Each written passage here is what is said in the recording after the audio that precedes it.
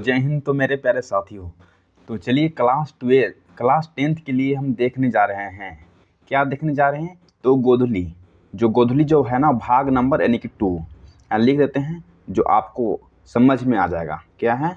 देखिए, गोधुली गोधुली भाग 2, उसका हम लाइन बाय लाइन जो है ना एक्सप्लेनेशन करने जा रहे हैं।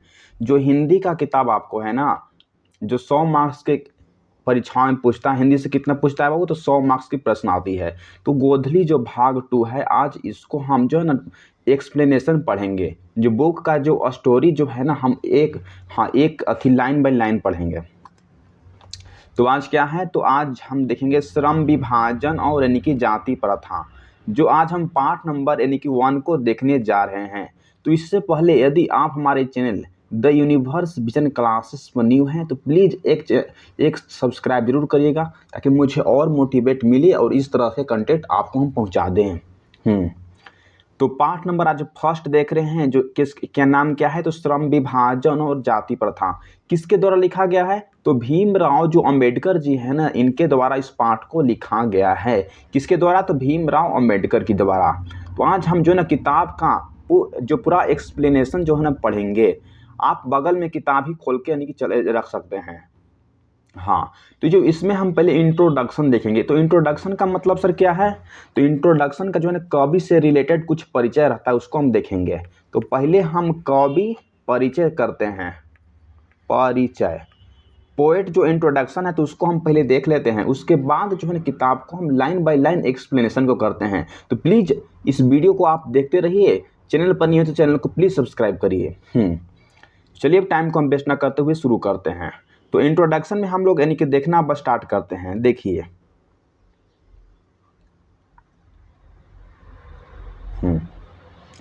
बाबा साहब भीमराव अंबेडकर का जन्म 14 अप्रैल 1891 ईस्वी में महू मध्य प्रदेश एक दलित परिवार में हुआ था। अगर आपसे बोर्ड परीक्षाओं में पूछ देगा कि जो डॉक्टर भीमराव जो अंबेडकर जी हैं, तो इनका जो जन्म जो है ना वह कब हुआ था? तो इनका जन्म जो है ना कब हुआ था? तो यहाँ से आप लिख लीजिएगा कि जो इनका जन्म यानी कि 14 अप्रैल 1891 ईस्वी में हुआ था। अगर आपसे पूछ देगा बाबू कि इनका जन्म जो है ना वह कहाँ हुआ था, तो महू के जो है ना मध्य प्रदेश में हुआ था। कहाँ हुआ था? तो महू के मध्य प्रदेश में हुआ था। किस परिवार में हुआ था? किस जाति से हुआ थे? तो बोलना है कि दलित परिवार में हुआ था, दलित जाति से थे। आपको एक नंबर की परीक्षाओं में पूछ सकता है कि जो डॉक्टर भीमराव अंबेडकर जी हैं, तो उनका जन्म कब हुआ? तो 14 अप्रैल 1891 ईस्वी में। कहाँ हुआ था? तो महू यानी कि मध्य प्रदेश में हुआ था। ठीक, एक दलित परिवार में हुआ था। बात करते हैं कि मानव मुक्ति के पुरोधा बाबा साहेब अपने समय सबसे सपूतनीय यानी कि जनों में से एक थे। जो बाबा भीमराव जो अंबेडकर जी थे ना, सबसे सुप्रसिद्ध जनों में से क्या थे? तो बोलना है कि एक थे। यहाँ तक तो हो गया था। हाँ, यहाँ से देखिए, प्राथमिक शिक्षा के बाद बड़ौदा नरेश के प्रोत्साहन पर उच्चतर शिक्षा के लिए वह कहाँ गए थे? तो न्यूयॉर्क गए थे।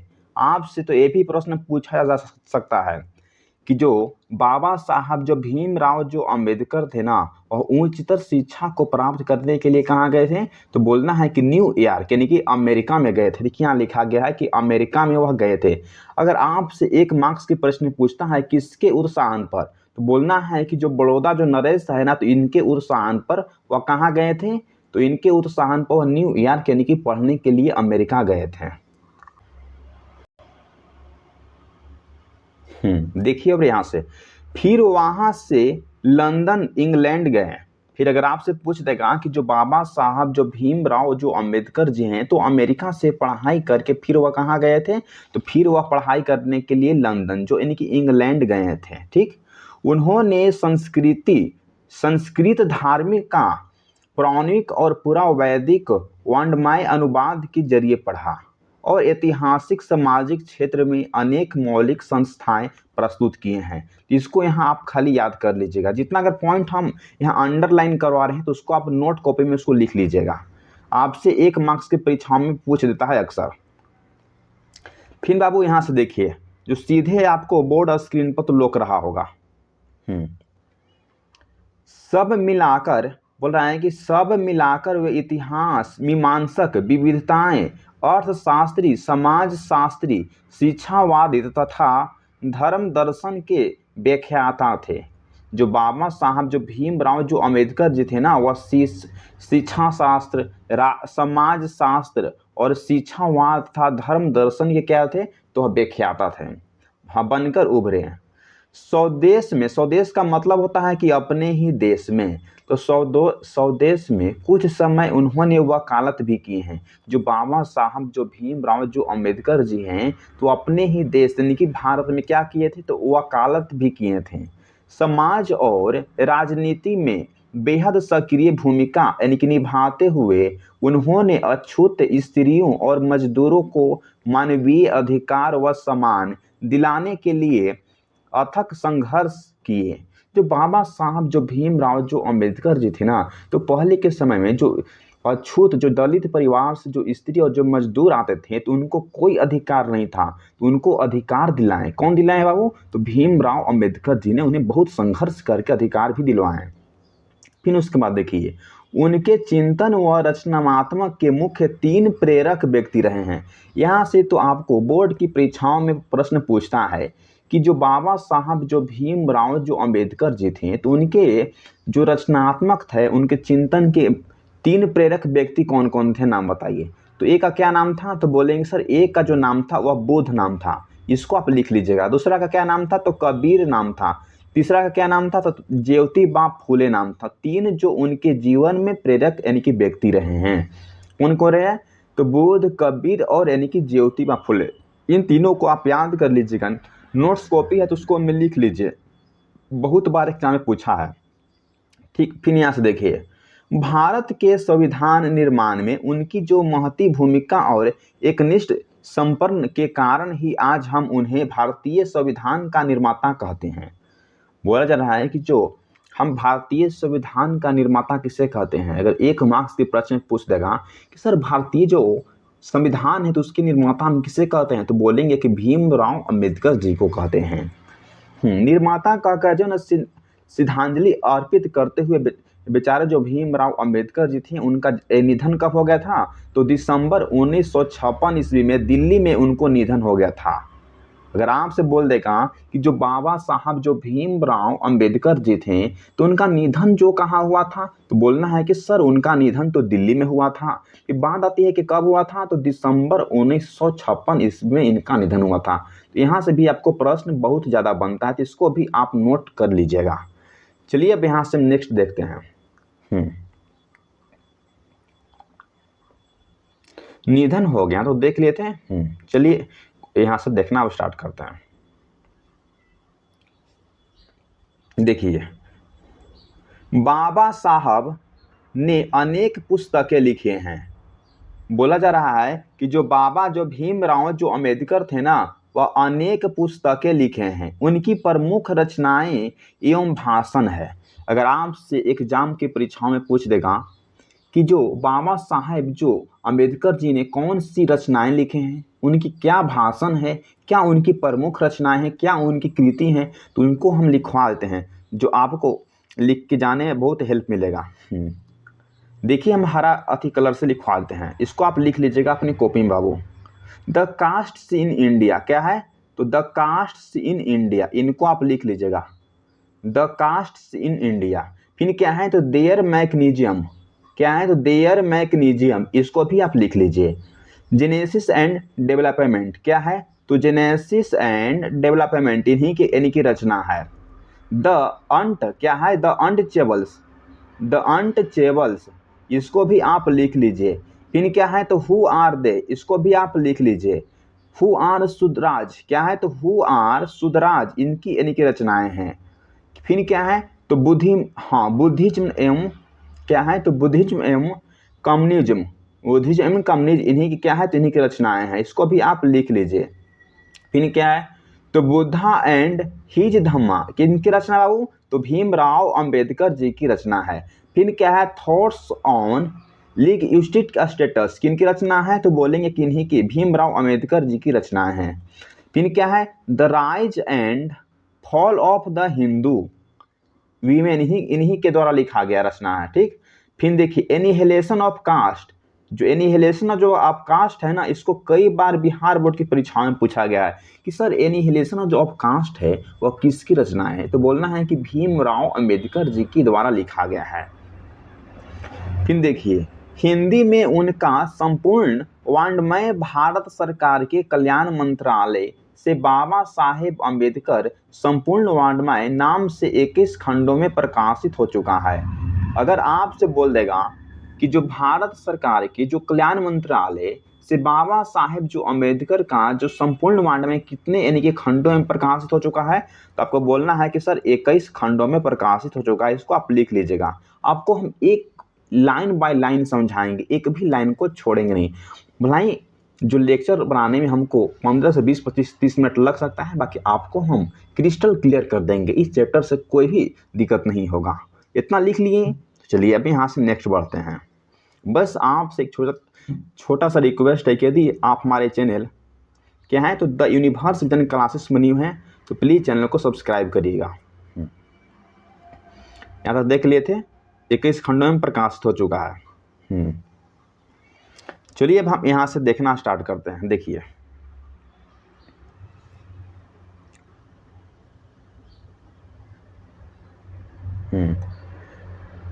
यहाँ प्रस्तुत पाठ बाबा साहेब के विख्यात भाषण एनिहिलेशन ऑफ कास्ट के ललई सिंह यादव के द्वारा किए गए हिंदी रूपांतरण जाति भेदभाव उच्छेद किंचित संपादन के साथ लिया गया है।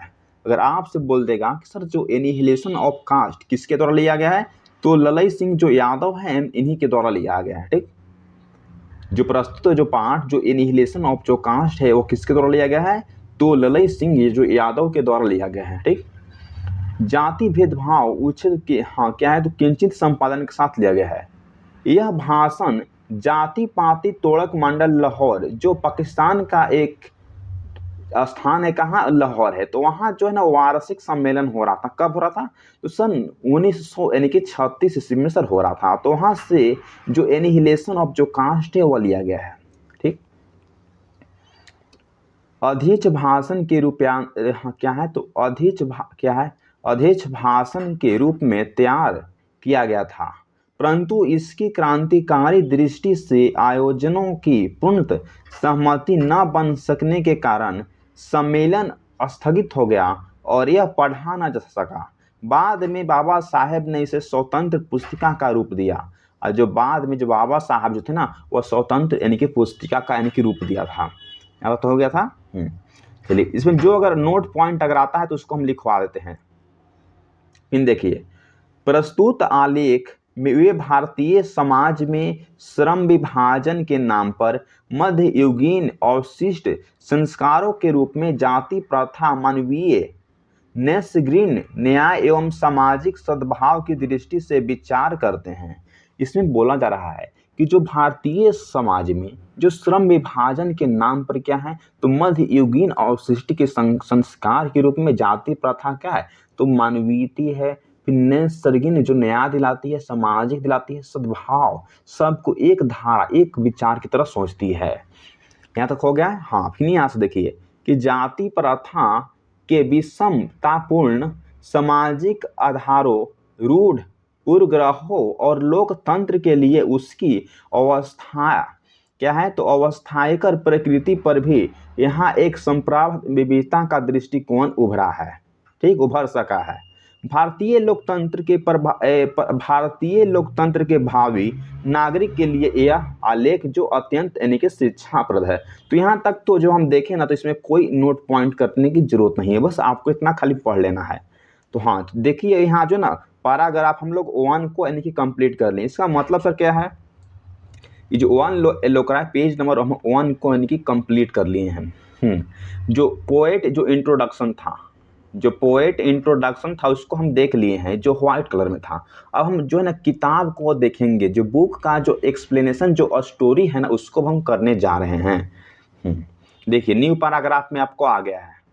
अब यहाँ से हम लोग पढ़ना बस स्टार्ट करेंगे। क्या लिखा गया है कि न्यू पैराग्राफ। तो न्यू पैराग्राफ का मतलब है कि अब यहाँ से पैराग्राफ चेंज हो गया, जो आपको स्टोरी जो अब आना स्टार्ट हो गया है श्रम विभाजन और जाति प्रथा का। ठीक, अब देखते हैं।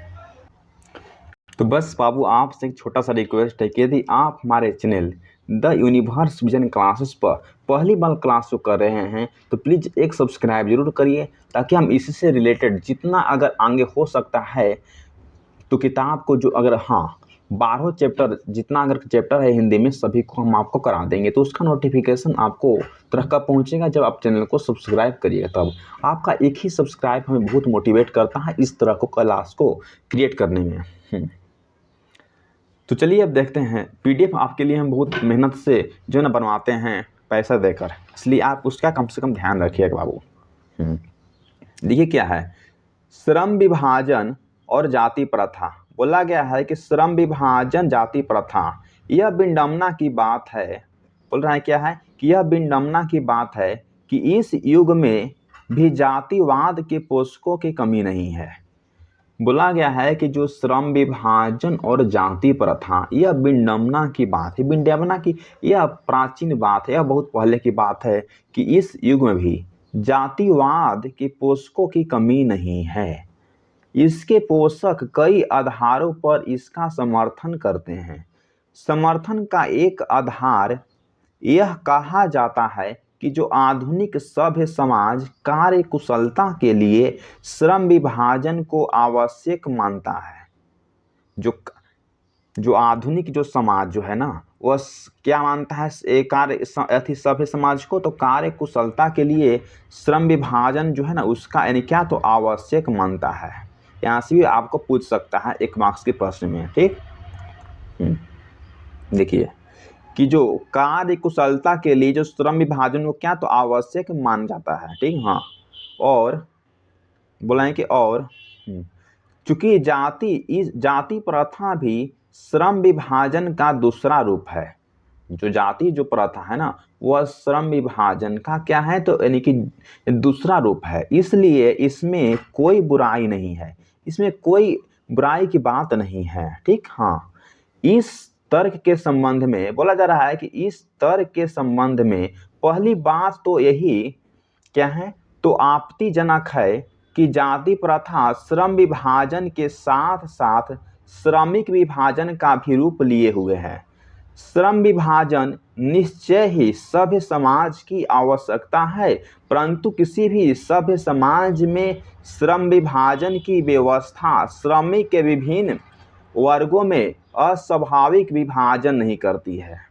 जो श्रम विभाजन जो है ना वह निश्चित ही सभ्य समाज की क्या है तो एक आवश्यकता है, परंतु किसी भी जो सभ्य समाज में जो श्रम विभाजन के लिए जो व्यवस्था जो है ना वह श्रमिक जो लोग होते हैं, जो मजदूर जो लोग होते हैं ना, तो उनके विभिन्न अलग अलग जो वर्गों में अस्वाभाविक विभाजन नहीं रखती है, सबको एक समान समझती है। जो श्रमिक जो जाति प्रथा है ना उसके द्वारा बोला गया है कि जितने भी लोग श्रमिक लोग हैं, जो मजदूर हैं, तो कैसा भी काम करते हैं सबको एक यानी कि विचार से देखा जाएगा। ठीक, यहाँ तक तो हो गया। कोई को जो है ना अस्वाभाविक विभाजन नहीं करती है, कोई को बांटती नहीं है, सब एक भावना से देखती है। ठीक, इसके बाद देखिए भारत की जाति प्रथा एक और विशेषता यह है। बोला जा रहा है कि जो भारत की जाति प्रथा की एक और विशेषता की बात है कि यह क्या है कि यह श्रमिक को अस्वाभाविक विभाजन नहीं करती है, बल्कि विभाजित वर्गों को एक दूसरे की अपेक्षा ऊंच नीच भी करार देती है। इसमें साफ साफ बोला गया है बाबू कि जो श्रमिक विभाजन जो है तो क्या है तो अस्वाभाविक विभाजन का रूप नहीं है, किसी को अलग नहीं होने देता है, बल्कि जो अगर एक दूसरे से अलग होते हैं तो उनके ऊंच नीच का यानी कि भेदभाव करने का कोई अथी नहीं देती है, सबको एक बराबर समझती है जाति प्रथा। यहाँ तक तो हो गया था। अब यहाँ से देखना हम स्टार्ट करते हैं। देखिए जो कि विश्व के किसी भी समाज में नहीं पाया जाता है, जो कि ऐसा जो है ना वह विश्व के समाज में कहीं ऐसा नहीं पाया जाता है जिस तरह से हमारा जाति प्रथा यहाँ बनाए गए हैं भीमराव अम्बेडकर के द्वारा। देखिए जाति प्रथा को यदि श्रम विभाजन मान लिया जाए। श्रम विभाजन का मतलब होता है श्रम मीन्स मजदूर जो लोग काम करते हैं उसको श्रम कहा है। विभाजन मीन्स अलग करना। तो जाति प्रथा को यदि श्रम विभाजन अगर मान लिया जाए तो यह स्वाभाविक विभाजन नहीं है। क्या है? तो यह स्वाभाविक विभाजन नहीं है, क्योंकि यह मनुष्य की रुचि पर आधारित नहीं है। अरे मनुष्य की रुचि पर आधारित नहीं है। अगर कोई बढ़ी है तो बढ़ी का बेटा क्या बढ़ी बनेगा? कोई लुहार है तो लुहार का बेटा लुहार बने काम वाला काम करेगा? नहीं। कोई किसान है तो किसान का बेटा किसान वाला काम करेगा? तो बोलेंगे सर बिल्कुल भी नहीं। तो जो यह स्वाभाविक विभाजन नहीं है, क्योंकि जो मनुष्य की रुचि पर आधारित नहीं है। पहले जो कहा था कि जाति प्रथा उसी के आधार पर काम दिया जाता था। अगर कोई बढ़ी है तो बढ़ी वाला काम करेगा, कोई अगर लुहार है तो वह लुहार वाला काम करेगा। जिस तरह से उसकी जाति थी उस तरह से उसको काम दिया जाता था। तो यह जो है ना मनुष्य की रुचि पर आधारित नहीं था। यहाँ तक हो गया था। हाँ, कुशल व्यक्ति, कुशल का मतलब है कि स्वस्थ व्यक्ति या सक्षम श्रमिक के समाज का निर्माण करने के लिए, एक अच्छा समाज के निर्माण करने के लिए यह आवश्यक है कि हम व्यक्तियों की क्षमता इस सीमा तक विकसित करें कि जिससे वह अपने पेशा या कार्य का चुनाव स्वयं कर सके। इसका मतलब समझे आप? नहीं समझे होंगे तो इसको हम समझाते हैं। यहाँ से बोल रहा है कि हम व्यक्तियों की क्षमता इस तरह से विकसित करें, इस तरह से डेवलपमेंट करें कि जिससे अपने पेशा को, पेशा का मतलब क्या है? अपने वर्क को। कोई पढ़ लिख के डॉक्टर बनता है, कोई पढ़ लिख के इंजीनियर बनता है, तो अपने पेशा चुनते हैं। आजकल जो है ना अपना पेशा को चुना जा रहा है, परंतु पहले के युग में ऐसा नहीं था। पहले के युग में क्या था? तो श्रमिक विभाजन चलता था। जिस तरह से जो अगर जाति है उसी तरह से उसको काम दिया जाता था। उसका जो पैसा था वह पहले के रूप में, अब आज के रूप में नहीं था। अब आज क्या है कि अगर जो पढ़ लिख कोई डॉक्टर बनना चाहता है तो बन गया, जो कोई पढ़ लिख के इंजीनियर बनना चाहता है तो हाँ, जिससे वह अपने पेशा का यानी कि चुनाव जो है ना वह स्वयं कर सके, खुद कर सके। इस सिद्धांत के विपरीत जाति प्रथा का दूषित सिद्धांत है कि इससे मनुष्य के प्रशिक्षण अथवा उसकी निजी क्षमता, जो प्राइवेट जो उसका क्षमता है, विचार किए गए बिना दूसरी ही दृष्टिकोण जैसे माता पिता के सामाजिक स्तर के अनुसार पहले से ही अर्थात गर्भधारण के समय से ही मनुष्य का पेशा निर्धारित कर दिया जाता था। तो पहले के युग में ऐसा होता था कि जैसा ही कोई एक बच्चा जन्म लेने वाला है तो उसके जो माता और पिता थे तो सामाजिक स्तर के अनुसार जो अगर समाज में चल रहा है उसी के अनुसार पहले से ही अर्थात गर्भधारण के समय से ही मनुष्य का पेशा यानी कि चुन दिया जाता था कि आगे चलकर ये जो है बढ़ई है तो बढ़ई वाला काम करेगा। आजकल ऐसा नहीं है। तो इतना तो पार्ट को हम लोग बाबू देख लिए हैं, तो बोलेंगे सर बिल्कुल भी देख लिए हैं। तो चलिए अब लोग हम यहाँ से देखते हैं। ठीक, देखिए जाति प्रथा क्या है लिखा गया है कि जाति प्रथा पेशों का दोषपूर्ण पूर्व निर्धारण ही नहीं करती बल्कि मनुष्य को जीवन भर के लिए एक ऐसे पेशे में बांध देती है, एक ऐसे पेशे में भी बांध देती है। इसका मतलब क्या है समझिए कि जाति प्रथा जो है ना एक पेशे का दोषपूर्ण नहीं है, बल्कि पूर्ण निर्धारण नहीं करती है, बल्कि मनुष्य को जीवन भर के लिए, अपने लाइफ भर के लिए एक पेशा में बांध देती है। उसका अगर कोई सोचेगा पहले के युग में कि हम पढ़ लिख के डॉक्टर बन जाएं तो उसको बनने नहीं दिया जाता था। उस समाज में उसको उसी भाव से देखा जाता था कि जिस जाति से वो आता था। ठीक, यहाँ तक हो गया था। भले ही पेशा लिखा गया है कि भले ही पेशा अनुपयुक्त या अपर्याप्त होने के कारण वह भूखे मर जाए, भला ही उसका पेशा कुछ और है। तो कुछ अगर कोई अगर बोले हैं कि कोई अगर नीच जाति का, जो दलित जाति का अगर कोई व्यक्ति था हाँ चाहेगा कि हम किसान वाला काम कर सके तो वो नहीं कर सकता था। भला ही उसको भूखा क्यों न मरने पड़े, वह भूखा उसको मार दिया जाता था, परंतु उसके पेशा के अनुसार कोई अधिकार नहीं था। इसीलिए भीमराव अम्बेडकर जी लिखे हैं कि आधुनिक युग में यह स्थिति प्रायः आती है।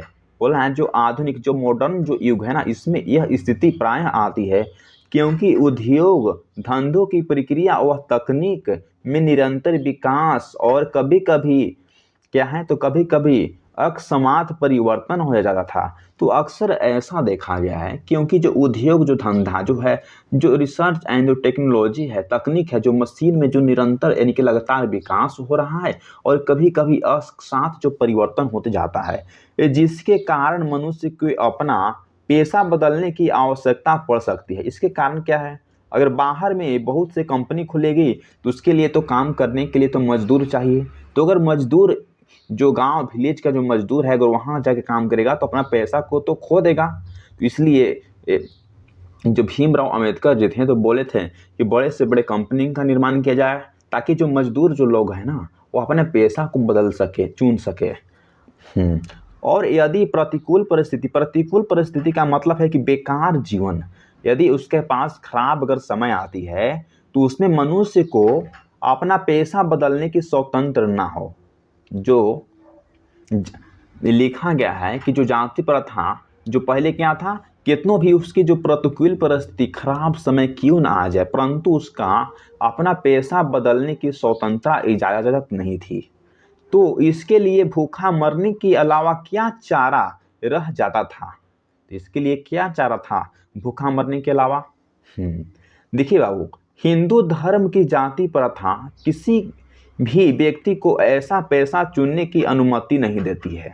पहले की बात है कि जो हिंदू धर्म की जाति प्रथा ऐसे बनाया गया था, किसी भी व्यक्ति को अपना पेशा चुनने की जो अनुमति नहीं थी। अनुमति का मतलब सर क्या है, तो अगर कोई अगर हिंदू धर्म से अगर आता है, तो कोई अगर लोहार का आदमी है, लोहार जाति का है, तो वह क्या बनेगा, तो वह जो है ना, वह लोहा का सामान बनाएगा, हथौड़ा बनाएगा। कोई अगर जो अगर भूमिहार जाति का आदमी है तो वह किसानी करेगा, खेती करेगा। इसी तरह से जो है ना वह बांटा गया था। और वैसा हिंदू धर्म में पहले जो है ना अपना पैसा को चुनने के लिए कोई अधिकार नहीं था, भला ही उसको क्यों ना भूखा मर जाने पड़ा।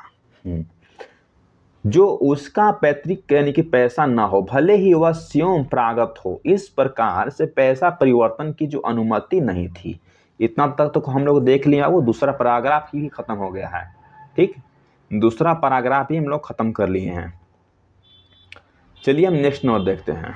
देखिए, न देकर क्या है, देखिए, न देकर जाति प्रथा भारत में बेरोजगारी का एक प्रमुख व प्रत्यक्ष कारण बनी हुई है। बोला गया है कि न देकर जो जाति जो प्रथा है ना बाबू, तो भारत में बेरोजगारी का एक प्रमुख व प्रत्यक्ष कारण बनी हुई है। इस प्रकार हम देखते हैं कि श्रम विभाजन की दृष्टि से भी जाति प्रथा गंभीर दोषों को युक्त है। दोषों को क्या है, तो युक्त है। जाति प्रथा का श्रम विभाजन मनुष्य की स्वेच्छा पर निर्भर नहीं रहता है। जो जाति प्रथा का जो श्रम विभाजन जो है ना, वह मनुष्य की स्वेच्छा पर वह निर्भर नहीं करती है। मनुष्य की व्यक्तिगत भावनाओं तथा व्यक्तिगत रुचि का इसमें कोई स्थान अथवा महत्व नहीं रहता है। कोई सोचेगा कि कोई अगर जो फादर उसका किसान है तो क्या बेटा उसका किसान बन सकता है? कोई अगर चाहेगा ऐसा? कोई अगर रिक्शा वाले है फादर, तो उसका क्या बेटा रिक्शा वाला बन सकता है?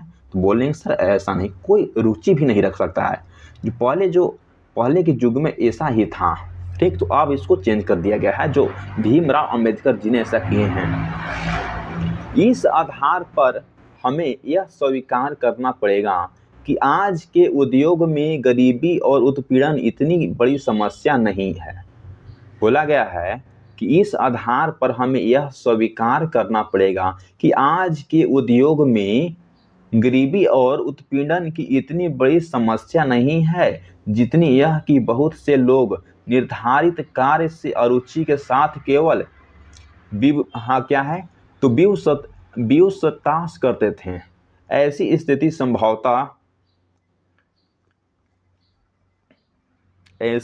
संभवतः मनुष्य को दुर्भावनाओं से ग्रस्त रहकर टालू काम करने और कम काम करने के लिए प्रेरित करती थी। अगर वो ऐसा रहेगा काम कि अगर उसका हमको अगर कोई बढ़ी है तो क्या बढ़ी वाला काम कर सकता है? जो फादर था, कोई अगर बेटा उसका रिक्शा वाले बाप है तो क्या वो बेटा क्या रिक्शा चला सकता है? तो ऐसा अगर काम रहेगा तो ऐसा काम करने में भी मन नहीं लगता है। तो टालू और जो ना काम करने के लिए कोई प्रेरणा नहीं मिलती थी। तो ऐसी स्थिति में जहाँ काम करने वाला का न दिल लगता हो न दिमाग लगता हो, वैसा काम क्या करेगा? कोई नहीं करना चाहेगा।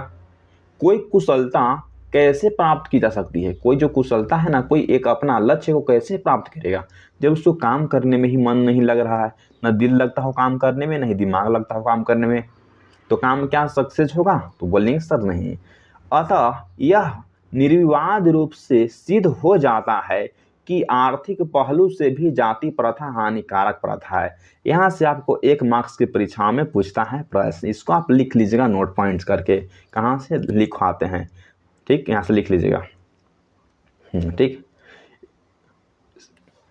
आर्थिक पहलू से भी जाति प्रथा क्या है? तो हानिकारक है। यहाँ से भी आप लिख लीजिए जो अंडरलाइन किए हैं कि जो आर्थिक पहलू से भी जाति प्रथा क्या है, तो बोलना है कि सर हानिकारक है, इसको लिख लीजिएगा। चलिए इसको आप लिख लिए होंगे। क्योंकि यह मनुष्य की स्वाभाविक प्रेरणा, रुचि व आत्मशक्ति को दबाकर उन्हें अस्वाभाविक नियमों में जकड़कर निष्क्रिय बना देती है। अब मैं समस्या के रचनात्मक पहलू को लेता हूं। चलिए यहां से देखिए, मेरे द्वारा जाति प्रथा की आलोचना सुनकर आप लोग मुझसे यह प्रश्न पूछना चाहोगे कि यदि मैं जातियों के विरोध हूं तो फिर मेरी दृष्टि में आदर्श समाज क्या है? मेरा उत्तर होगा कि मेरा आदर्श समाज स्वतंत्रता होना चाहिए, समता होना चाहिए, भ्रातृत्व होना चाहिए। स्वतंत्र का मतलब है कि सब कुछ कर सकते हैं, मुझे सब चीज़ के फ्रीडम मिला है। समाज, आदर्श समाज का निर्माण होना चाहिए। इसका मतलब क्या है? आदर्श समाज, सभी जाति जो है ना, सभी धर्म एक समाज की तरह होना चाहिए। समता का अधिकार होना चाहिए, भ्रातृत्व यानी कि भाईचारे का अधिकार होना चाहिए, पर आधारित होगा।